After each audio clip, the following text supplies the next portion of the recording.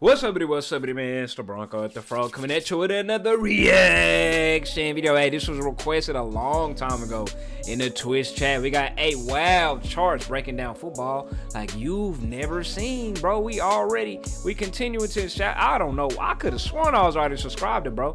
Hey, go subscribe to Football Least. Let's get him to 21,000 subscribers. Last chart video that we did, we learned a whole bunch of stuff and opened our eyes even wider. Hey, let's go ahead and continue the process of learning things that we didn't know. Let's see what goes down. This is Lamine Yamal, a 17-year-old phenomenon. Already well, he's 18 now. Let me see how old is this video. 7 months ago. So this is 7 months ago, just to kind of put you in place. Most football fans as one of the best players in the game. What month was that? What month is 7 months ago? That's May 3rd. Damn, it was on my birthday too. May 30th, 2025. So this is before the Club World Cup and everything. Just to put it in perspective. But that's a massive understatement. This chart tracks dribbles and through balls per game. Through balls ain't just passes. They are defense. What type of what? Who kicks was these? Lona came out with some kicks like this before. Ugh, what the hell they got going on? They are defense splitting plays only the most gifted can pull off.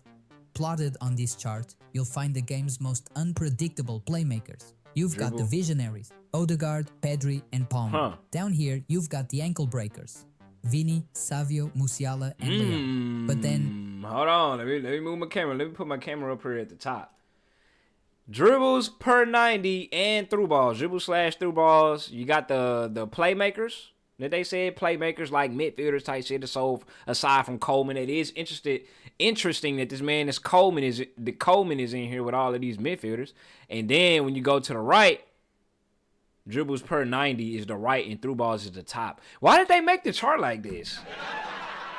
They should. All right, so dribbles per 90 is, yeah, and then through balls is up here. So these are all the passes and through balls up here. Like I said, it's interesting that Coleman is here with the midfielders. And then you got all the attackers, all the ankle breakers, as he said. 2 names pop off the chart. Wirtz, Germany's golden boy, 21 and already cooking. Wow. Wirtz, I just noticed that Wirtz is in top regard of through balls and just straight dribbling boys. First place, there's a kid bullying grown men like it's nothing. Lamine Yamal. Lamine Yamal. Who's not just competing, he's already leading the world's most popular sport in creativity. Yeah. Not someday, not in a few years, right now. Right now. So forget the talk about him not scoring 50 goals a season. What you're seeing is a playmaking genius, not a stat padder. But when I talk about imagination on the pitch, who is that, I Messi? gotta bring up the most entertaining, most gifted, Messi. most natural footballer in history. Neymar Jr. Oh shit! Okay. I thought boy was finna say Messi. That boy said Neymar. Hey, shout out Neymar. Put respect on his name. He is by far the most creative player I've ever laid eyes on. Man, this is unbelievable. I do not care what trophies he has won. This guy is the embodiment of football's purest art form. But Neymar and his creativity is not the only crazy phenomenon that looks absurd when you put it on a chart. For example, a while back, I broke down the top World Cup playmakers using advanced data. Mbappe for sure gotta be at the top. Question: what's the single greatest World Cup run ever recorded? So I went all the way back to 1966. And buried in that data, I found a name. A name that rarely comes up in GOAT conversations, but maybe, maybe, it should. This chart shows the top 30 World Cup runs of all time. You'll see R9's 2002 dominance. Holler. Oh, this Holler dude still makes the list. Hazard is in there too. Holler went crazy. 10, there is Messi last campaign, Maradona in 86, and 3 players from Brazil's 1970 squad, Pelé, Rivellino, and Jairzinho, which is ridiculous. But now look at this. The top 3 runs didn't even win the World Cup.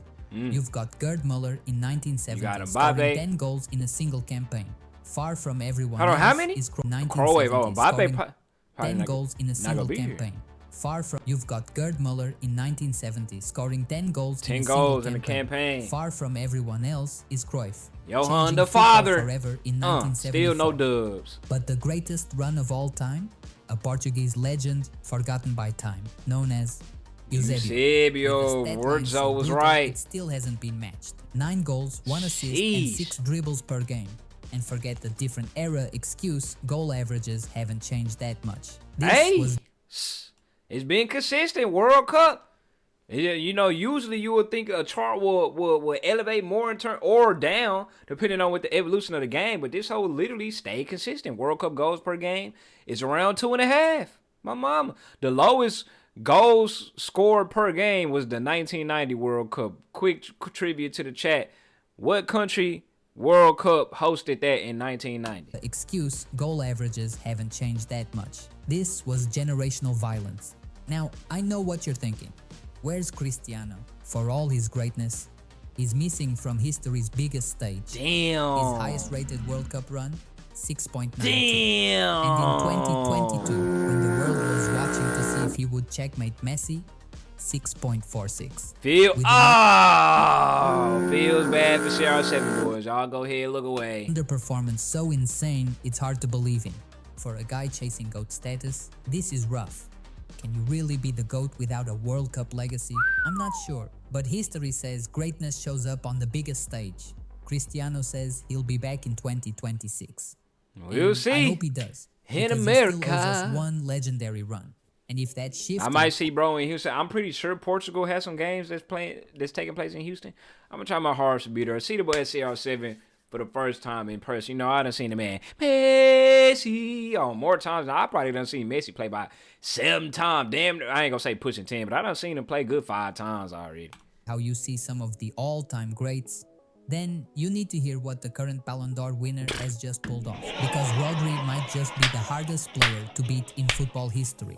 Look at this chart. Longest win streak. Hey, that win streak don't exist right now. Win streak over with, Playboy, already. For perspective, both Ronaldo and Messi managed streaks of around 40 games at their peaks. But higher up, you've got Ricardo Carvalho, who was a brick wall in 2006. Near the top, you have Maldini, widely considered the greatest defender ever, managed an insane 73-game unbeaten streak. Yet, at the very top, breaking a record that stood for nearly 30 years, is Rodri, one of the most undervalued players. Really? He might look invisible. He won this many games in a row, 75? On the pitch, but somehow when he plays, his team just doesn't lose. With Rodri, City became near invincible. Without him, not no more, like I said. This chart might not be the most impressive, but it should be, because this is what real impact looks like. Some fans thought Vinicius got robbed out of the Ballon d'Or, he did. But let me tell you, Rodri did not steal that award. He earned it by doing the hardest thing in football. The speed up not even working. Hey, we ain't here for no Rodri propaganda. That's already busted and exposed, man. I've seen in a while. He might look invisible on the pitch, but somehow when he plays, his team just doesn't lose. With Rodri, City became near invincible. Without him, they fell apart. We already seen this part. But let me tell you, Rodri did not steal that award. He earned it by doing the hardest thing in football. Never losing. But while some players dominate without ever dribbling, others built their whole legacy on that. A legacy that doesn't always hold up. You see, everyone talks about R9, Dino, and Zidane as the greatest magicians to ever grace the field. The 2000s are often called football's peak dribbling days. But with fresh Champions League data from 2003 onward, we can finally get a true look at the best dribblers of the 21st century. And what you're about to see might change how you remember some of the biggest legends. This chart shows how often players try to beat defenders and how... It's finna get juicy, boy. We finna see who was good dribblers, resourceful, prolific, freaks, superior, or relentless. How often they succeeded. Blue dots, that's midfield dribblers. Resourceful, yeah. Pogba was resourceful. Modric was resourceful. Jude, Frank Lampard, damn, he way up there. Frank Lampard and Van Persie in the league, they own of resourcefulness in terms of dribbling and being efficient. Benzema, wow. Big Benj was right here at good. He the only one at good for right now. Prolific. Thierry, when you say prolific, superior, you got Deco. Oh, Vinny Jr. right here at superior. They got prolific above superior. And I think of superior, I think of... Oh, this is successful dribbles per game. But still, yeah, I think of superior above prolific. You know? Relentless. Look at Hulk, his big ass. Just successfully What? Oh, percentage success. What is it? What am I looking at? Percentage successful dribbles per game and successful dribbles per. Oh, like how many dribbles you try and go on. That's what they mean, like percentage and how efficient you are. Versus just spamming dribbles and, you know. So Hulk was good at, Hulk and Cristiano spammed the hell out of dribbles. They had a low percentage, but they still eventually, you know, you get successful type shit. Final third dribblers, where dribbling is way harder. Most players either spam dribbles with low success or pick their moments with high success. But only a few legends broke 80% success. Freaks! Can you guess them? Messi, Neymar, Ronaldinho,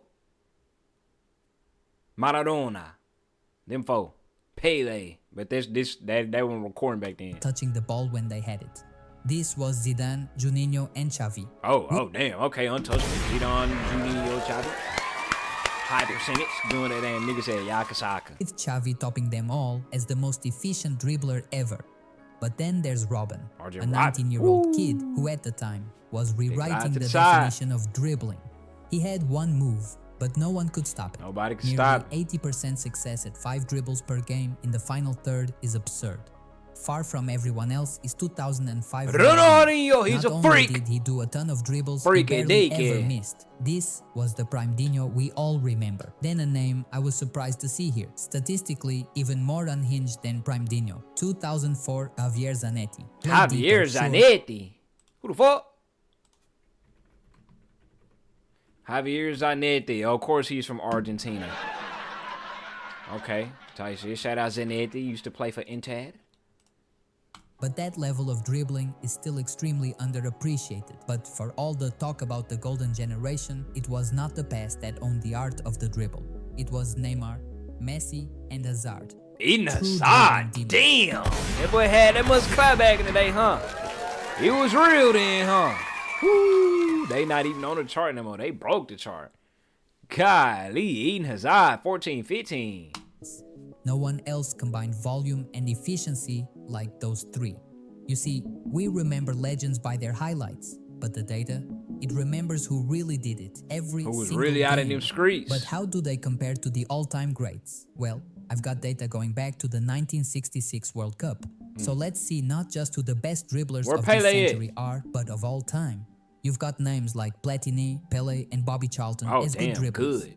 Beckenbauer was an underrated, prolific dribbler. Beckenbauer. Maybe the most all-around player of all time. You know, they say Bellingham is the new Zizou, but honestly, he's way more like Beckenbauer. Then there's Cruyff in 74, 4.9 dribbles per game at a 60% success rate. Better than I expected? That's an understatement. This guy did everything right. Eusebio in 66. Eusebio again. With Ronaldinho's that boy was a monster. But only one old school icon reaches modern GOAT levels. El Dios himself, Maradona. Hold on. It says someone has just logged into my Ubisoft account. What the hell? And from Vietnam. What in the hell? Got everything fixed. Them Vietnamese boys tried to pack me up on stream. Hey, now we back. God damn it. He averaged nearly 8 dribbles per game with a 60% success rate. Unbelievable track. Who we talking about? Hold on. Who we talking about? 8 dribble per game with 60% success rate. His GOAT status, despite a short peak. Oh, Eusebio, right? This chart is far from perfect, but it paints a pretty damn accurate picture of who the coldest dribblers in football history really were. Before anyone asks, R9 didn't make it here. His World Cup dribbling numbers, honestly, they're not as crazy as you'd think. Damn. When it comes to dribbling, there's everyone else, and then there's Messi, Neymar, Hazard, and Maradona. If you've ever watched them live, you know the feeling. Every time they touched the ball, it felt like something special was about to happen. They didn't just beat their man, they tore entire defenses apart with a glance, a shimmy, a drop of the shoulder.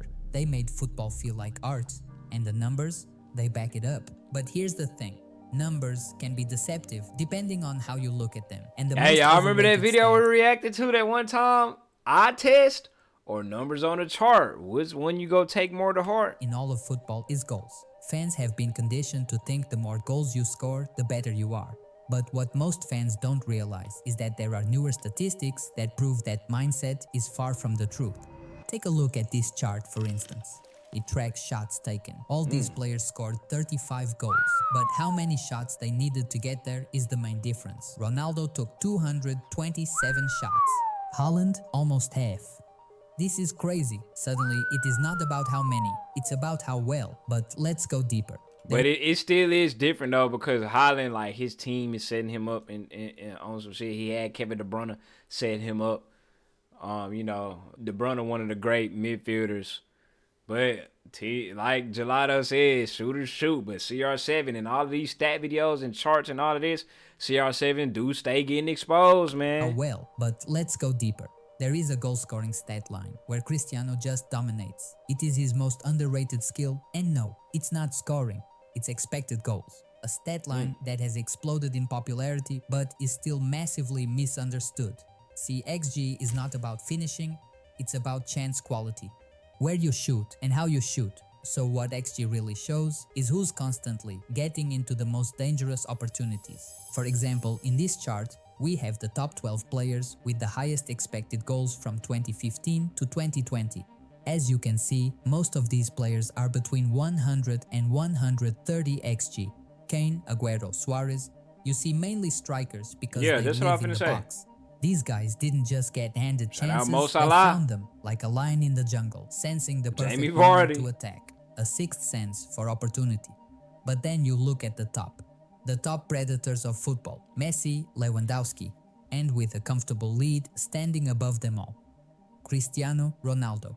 This right here is what made Cristiano different. But when it comes to XG, like, would you rather getting somebody who score more with in less attempt? Well, that's another thing, how numbers don't tell the whole story.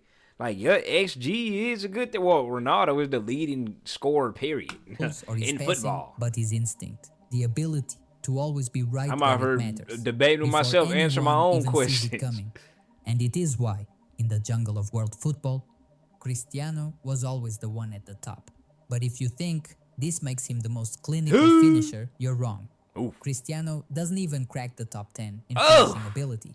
So how do we measure true finishing ability? Well, you need a stat the data scientists love, but most fans don't even know exists. It's called XG overperformance. Basically, it's the number of goals a player scores above what they were expected to, based on the quality of the chances they take. Look, bro, we need to go ahead and get all this made-up sports science the hell up out of here, man.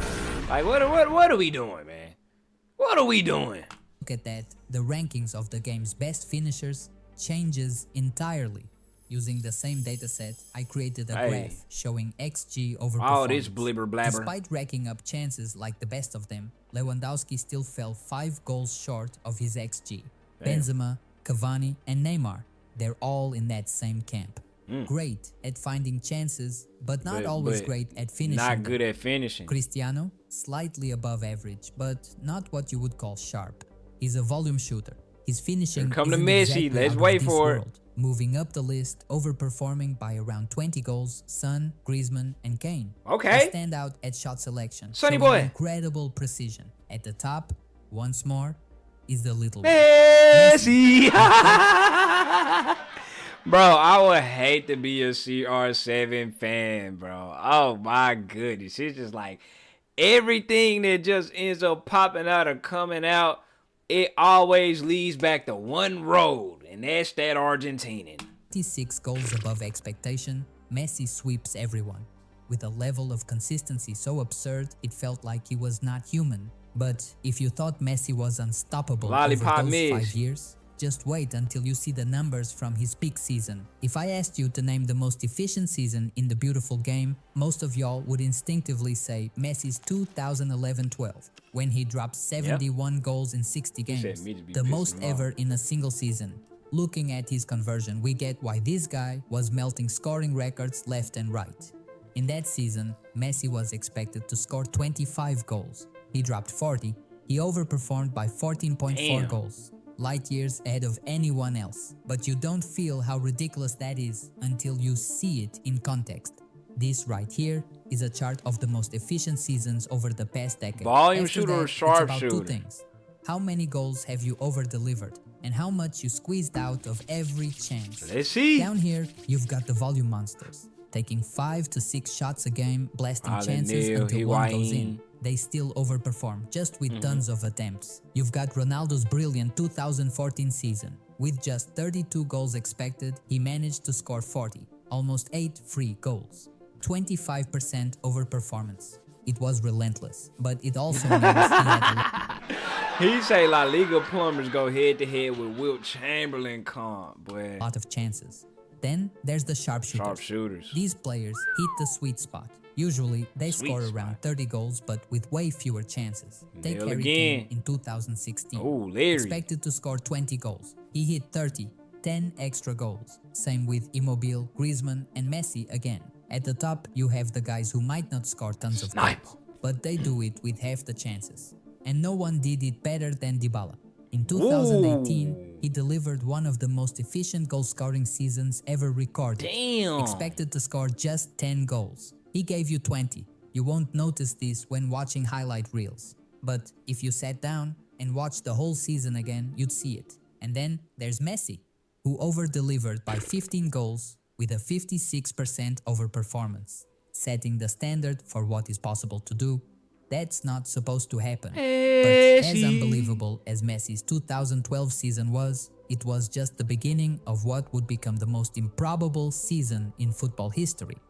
Because going into the 2013 season, he did something even more absurd. From November 11th, 2012 to May 5th, 2013, Messi scored in every single league game he played. 21 straight games. Messi's 2012 season was already I wonder what the betting line was. Else's. But compared to what came from the very like next over season, under goals, it's nothing. Because across that stretch, Messi's shots were worth 17.6 expected goals.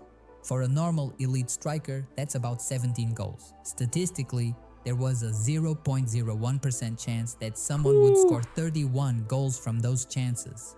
Messi, he scored 42. He provided his team with 25 extra. Hey, it ain't about trying not to glaze Messi, but when you bring those charts in, 8 wild charts breaking down football like you never seen, whatever chart you drop, man's nail gonna reign supreme on all of it, bro. Of my life analyzing football data. And let me tell you, I have not seen a bigger statistical anomaly than this. We will see 40-goal seasons again. We will see guys break their expected goals now and then. But this, we will need to wait years. Oh my God. To witness this happen again. In fact, you may need a lot more time than that. When you plot this data onto a bell curve, things get sinister. At first glance, Messi doesn't look that far from Dybala. But if you understand the math, your jaw should be on the floor. Because Messi's 2013 season wasn't just elite, it was nearly 5 standard deviations above the mean. That means the chance of a season this insane happening again is 1 in 1.64 million. And considering we see about 150 qualifying seasons per year, you would need to run this same experiment 10,927 times. That's 11 millennia. Meaning, if you started counting from the day humans first hunted mammoths, we'd still be waiting for another Messi. What Messi did goes beyond numbers, beyond logic, beyond anything we've seen from any player in any era. At this level, math stops making sense. You don't just analyze the numbers. You stare at them, trying to make sense of something that shouldn't even be possible. From the finesse of his finishes to the poetry of his dribbles, Messi wasn't just a great player. He was the closest thing football's ever had to perfection. So sure, let Cristiano wear the crown as the top scorer. But now you know, the real story was never just about goals. CR7 boys, look away. Greatness. Hey man, 8 wild charts breaking down football like you never seen, aka 8 wild charts showing why Messi is the great anomaly and greatest of all time. Go subscribe to him, get him to 21,000 subscribers. Hello!